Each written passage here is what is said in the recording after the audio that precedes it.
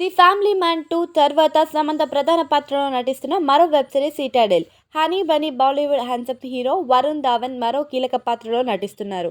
ఇంకా దీన్ని family man, Farzi లాంటి బ్లాక్ బస్టర్ సిరీస్లను తెరకెక్కించిన రాజన్ డీకే ఈ సిరీస్ని కూడా దర్శకత్వం వహిస్తున్నారు.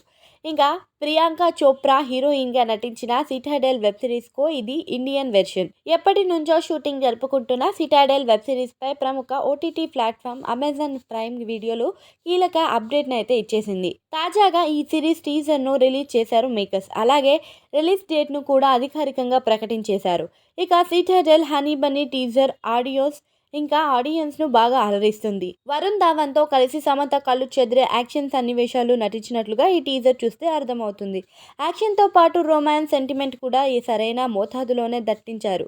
హాలీవుడ్కు ఏమాత్రం తగ్గకుండా ఈ సిరీస్ను తెరకెక్కించినట్లుగా తెలుస్తుంది.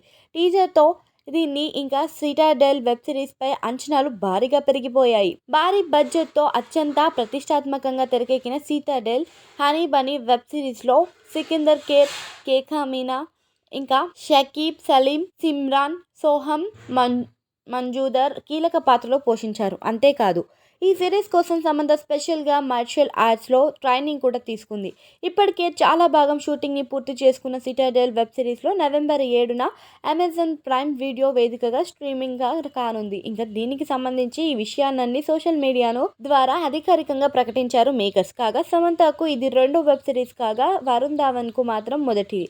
సమంత క్రేజ్ మార్కెట్ దృష్టిలో సిటాడెల్ సిరీస్ హిందీతో పాటు తెలుగు తదితర దక్షిణాది భాషల్లోనే స్ట్రీమింగ్ కానుంది.